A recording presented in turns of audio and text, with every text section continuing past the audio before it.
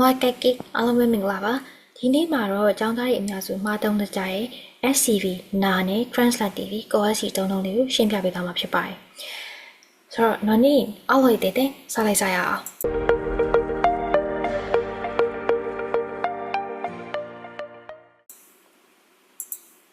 ပထမဆုံးတစ်ခုကကြတော့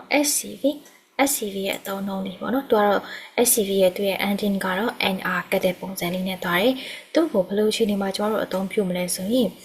မင်းလွင်ကောက်တဲ့ဘယ်လိုအခြေအနေမှာအသုံးပြုမလဲဆိုတော့ ilmice တိလား ilmice ဆိုတာကကျွန်တော်တို့ express လုပ်တာပေါ့နော်ဖော်ပြတာအခြေအနေအကြောင်းအရာတစ်ခုကိုဖော်ပြတဲ့အခါမျိုးတွေမှာစိတ်တင်နောက်တစ်ခုကကြောင့် role ဆို role ပေါ့role တွေပြောတဲ့အခါမှာနောက်တစ်ခုကအောက်ဆယ်မှာဆိုတာကဒီ position ပေါ့နော် position ကိုပြောတဲ့အခါမှာစိတ်တင်အယံရက်ဆိုတာတပ်ပါအယံရက်ဆို period ပေါ့အချိန်ကာလအပြင်ဒီ period တွေကိုပြောတဲ့အခါမှာဒါမှမဟုတ်တပ်ပါဆို way စီကိုပြောတဲ့အခါမှာကျွန်တော်တို့ဒီ SCV ကိုသုံးရပါတယ်။အဲဒီမှာဆိုရင်ကျွန်တော်ပြန်ပြီးတော့ရေးပြမယ်နော် role လေးအားဆိုတာက role တွေကိုပြောတဲ့အခါမှာsitten asema position ပြောတဲ့အခါမှာရှိမယ်နောက်တစ်ခါအယံရက်ဆို period အချိန်ကာလတွေကိုပြောတဲ့အခါမှာတပ်ပါက way တွေကိုပြောတဲ့အခါမှာအဲ့တော့ ilmice ဆိုတာတော့ဖော်ပြတာပေါ့နော်အဲ့တော့ဒီအကြောင်းအရာတွေဖော်ပြတဲ့အခါမျိုးမှာဆိုရင်ကျမတို့ SCV ကိုသုံးပေးရမယ်အဲ့တော့ SCV ကလောက်ဆယ်ကိုကြည့်ကြရအောင်အဲ့တော့တွန်တက်ကြီးရနော်ဟဲ့နလာအောင်ပါလီယွန်ဗတ်စတူတာအလုံးလုံးတဲ့သူတရားအနေနဲ့သူမမှာတာဝန်ဝတ္တရား responsibility ရှိရပေါ့အများကြီးရှိတယ်အဲ့တော့ဒီမှာ role အနေနဲ့ပြောထားတာသူ့ရဲ့ role အလုံးလုံးတဲ့သူတရားအနေနဲ့အဆွဲပုံစံမျိုးပေါ့နော်နာဆိုတဲ့ပုံစံမျိုးအဲ့တော့ဒါကတော့ role လေးကိုပြောတဲ့ပုံစံမျိုးဖြစ်တဲ့အတွက်ကြောင့်သူ့တက်ကြီးယာစီမဟုတ်ပဲနဲ့သူ့တက်ကြီးယာနာနဲ့တုံထားတာဖြစ်တယ်စိတ်တဲ့နောက်တစ်ခု Norena halusi Macosta European အဲ့တော့ Norena ဆို halusin တုံထားတဲ့ပုံစံမျိုးလေးက halusin ကဒါကအသိပုံစံမျိုးကိုတုံထားတာเนาะ halusin imperfect ကိုတုံထားတာအဲ့တော့ Norena ဆိုဒီငယ်ပဲတဲ့အခါတုန်းက halusin ဆိုဖြစ်ချင်ခဲ့တဲ့ Macosta ခရီးသွားတာပေါ့ European ဆိုယူရိုကိုဒီခရီးသွားခြင်းခဲ့တယ်ပေါ့အဲ့လိုပုံစံမျိုးနဲ့တုံးထားတာဖြစ်ပါတယ်အဲ့တော့ဒီမှာဆိုရင်ဘာ grammar ဘာပုံစံမျိုးလေးနဲ့တုံးထားရတယ်ဆိုရင်အယံရက်ဆိုပုံစံမျိုးနဲ့တုံးထားတာပေါ့ပြီးရအချိန်ကာလတစ်ခုအနေနဲ့ no orena ဆိုတာငယ်ရွယ်တဲ့အခါမှာသူပြောချင်တာတုံးထားတဲ့ပုံစံမျိုးကလည်းပြီးသွားတဲ့ imperfect အသိပုံစံကိုတုံးထားတယ် no orena ငယ်ရွယ်တဲ့အခါတုန်းကဟာလူစီ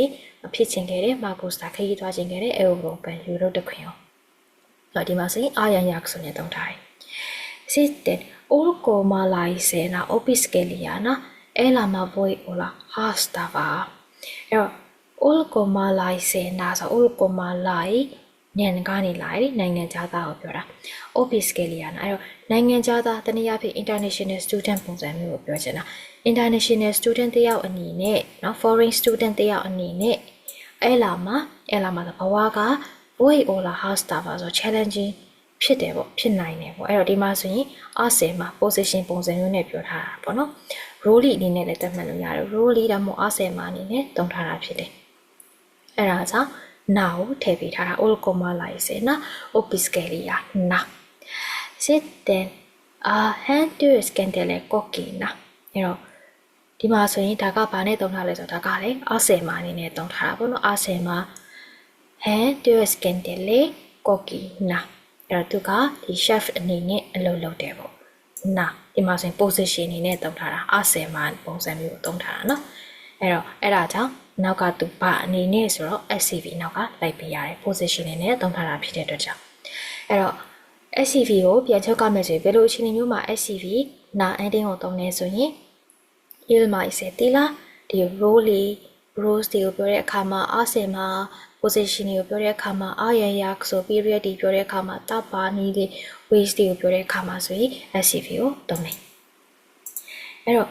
နောက်တစ်ခုကကြတော့ minute 18 by translative ကို SC သုံးတဲ့အခါဘယ်လိုအခြေအနေမျိုးမှာကို SC သုံးလဲဆိုရင် ilmice molto sta 2 sexy အဲ့တော့ ilmice ဆိုတော့ ဖော်စနာတော့ငါလိုပဲဖော်ပြပေးရပေါ့အဲ့တော့ molto mista ဆိုတာပြောင်းလဲသွားတဲ့ဟာတွေရော toi sexy ဆိုတခြားပုံစံအနေနဲ့ပြောင်းလဲသွားတာနော် express change into another ပေါ့ဒီမှာအင်္ဂလိပ်လိုလည်းကျွန်မပြန်ပြီးတော့ရေးပေးမယ် molto mista ဆိုတာပြောင်းလဲသွားတာကိုပြောတာ toi sexy ဆိုတော့တခြားပုံစံ into another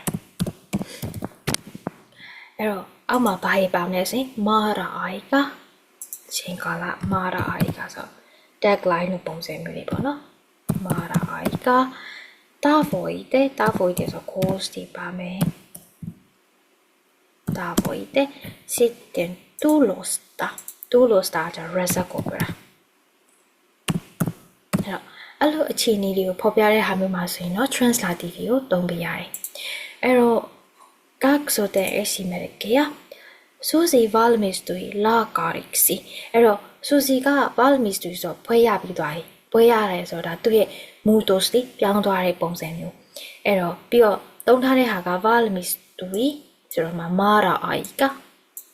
ပြီးတော့ result ထွက်လာတယ်လေသူလို့ဒါပြီးသွားတဲ့အခြေအနေ result လည်းထွက်လာပြီဒါပြီးသွားတဲ့အခြေအနေ mara aika နဲ့လည်းပုံစံမျိုးနဲ့လည်းသွားဆိုင်နေသူလို့နဲ့လည်းသွားဆိုင်နေဆိုတော့ဒါကိုကြတော့ဘာနဲ့သွားပြီးရလဲဆိုတော့ COSE နဲ့သွားပြီးရတယ်Susi valmistui la carixi vuonna 2020 အဲ့တော့ Susi ကဒီဆရာဝန်အနေနဲ့ဒီ2020မှာပွဲရခဲ့တယ်အဲ့လိုပုံစံမျိုးပေါ့ Sitten Tensimine harjoitus valmistui 8 päiväksi အဲ့တော့ဒါဆိုရင်ရောဘယ်လိုဘာသာပြန်လို့ရမလဲဆို Tensimine harjoitus အဲ့တော့ Tensimine ဆိုလာကျမတို့ Tensia နေလာတာဒါကကြတော့ဒီပုံစံလေးလည်းကျွန်မပြီးရင်နောက်ပိုင်းကျရင်ဗီဒီယိုသင်ပေးမယ်ပေါ့နော်မီနယ်ပြောင်းတဲ့ပုံစံလေးသူက substantive tensia ပဲတဲ့ပြီးကိုနောင်ပုံစံနဲ့ပြောင်းထားတာပေါ့ tensi minen အဲ့ဒါအောင်မှာ tensi misan ဆိုပြီးဖြစ်သွားတယ် tensi misan harjoitus ကကြတော့လေ့ကျင့်တာပေါ့ practice လုပ်တာ exercise လုပ်တာ valmistui ဆိုတာပြီးသွားခဲ့တယ် kahdeksan päiväksi ဆိုတော့ kaksi päivä နော်ဒါကတော့kahdeksan ဆိုတာ kaksi ရနေလာရဲ့သူရဲ့ပြောင်းသွားတဲ့ပုံလေးပြပေးမယ်နောက်ကကွာ cosi ကချင်တာဖြစ်တဲ့အတွက်ကြောင့်ဒီမှာ ကိုဆို ho စီဆို de ဖြစ်သွားတယ်ကိုကအခုကကတ်မဲ့ဟာက cosi ဖြစ်တဲ့အတွက်ကြောင့် cosi entity ကိုထည့်ပေးလိုက်တယ် kahdeksan päiväksi အဲ့တော့ဘယ်လိုဘာသာပြန်လို့ရမလဲဆိုရင်ဒီ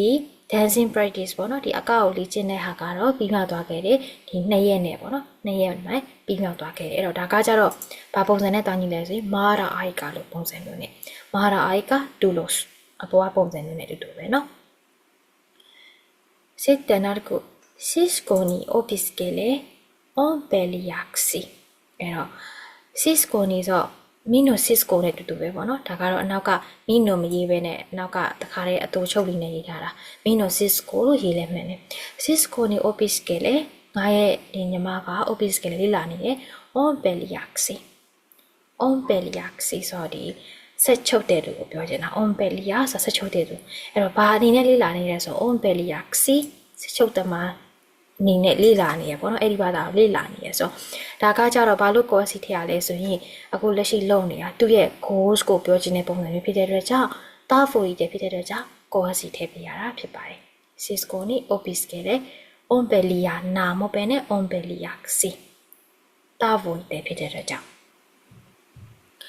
ဟုတ်ပြီအဲ့တော့ဒါကတော့ translative အဲ့တော့ပြန်ချုပ်ကမယ်ဆိုရင် translative course ကိုပဲချိန်မျိုးမှတောင်းနေဆိုရင် il maise molto mista toi sexy ပြီးရင်တော့ mara aika tagline တွေပြောတဲ့အခါမှာတောင်းနေ tavoite course တွေပြောတဲ့အခါမှာတောင်းနေ tu lo sta result တွေကိုပြောတဲ့အခါမှာတောင်းနေပြီးတော့တစ်ခုကနေတစ်ခုကိုပြောင်းနေသွားတာပေါ့အဲ့တော့ကျွန်တော်က SCV နဲ့ဒီချက်ဘာပြီးတော့ဘာကွာဝါမလဲဆိုရင်မကစီရလား SCV မှာတော့ငါကြတော့ဒီဟာလေးတစ်ချက်ဖြုတ်လိုက်အောင်SCV မှာကြတော့ဘယ်လိုအခြေအနေမှာ SCV သုံးလဲဆိုရင်ကိုယ့်ရဲ့ဒီroles တွေ position တွေပြီးတော့ period တွေကိုပြောတဲ့အခါမှာဆိုရင်ဒါက SCV ကိုသုံးပေးရတာဖြစ်ပြီးတော့ translative ကကြတော့ကျမတို့ modals တွေဖြစ်သွားတဲ့အခါမျိုးမှာပြောင်းလဲသွားတဲ့အခါမျိုးမှာ modals ဖြစ်သွားတာနောက်တစ်ခုကကြတော့ goals တွေ result တွေကိုပြောတဲ့အခါမှာဒီ translative ကိုသုံးပေးရတာဖြစ်ပါတယ်။ဒါကတော့အကြမ်းမြင်ခွဲမှတ်လို့ရတယ်ပေါ့နော်အဲ့လိုမျိုးလေးခွဲမှတ်ထားရင်နောက်ပိုင်းတိတ်မရောတော့ဘူးပေါ့အဲ့တော့V make sexy mail on har jag duktiga အဲ့တော့ကျွန်တော်ဒီဟာလေးတွေတစ်ချက်ဖြည့်ကြည့်ကြရအောင် Du skandalen ဆိုလေးလာတယ်အနောက်ကဘာဖြစ်မလဲ la cari na la cari si